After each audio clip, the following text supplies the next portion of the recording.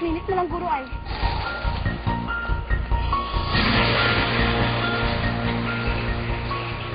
Wala naman sila gasabat. Balikan ko na lang guro.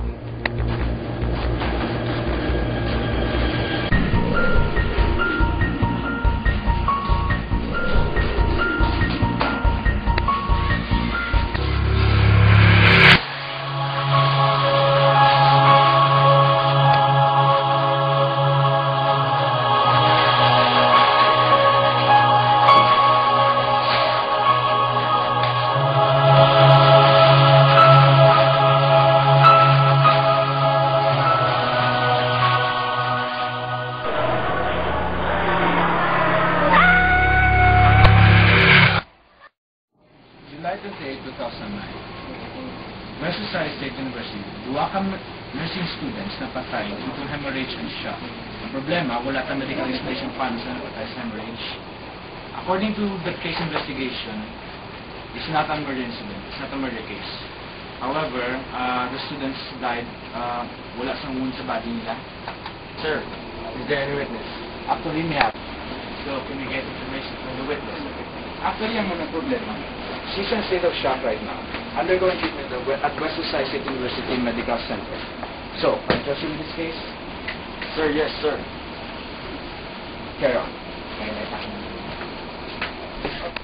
Oh, why don't you ask her from this person? Why call my girlfriend, sir? Leave the entire case file. You'll find out.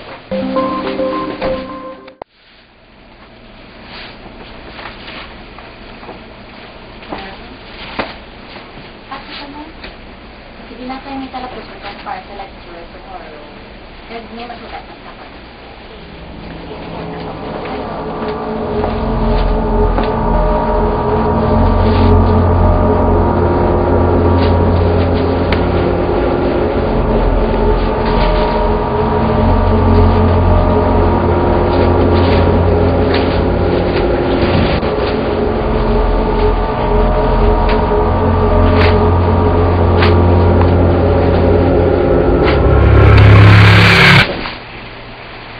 Hi, gorgeous. Gorgeous! Martataka mo mo ka. ACPR tayo. By the way, Don't tell me. sugar baby, last beginning, and this time, I really need your help.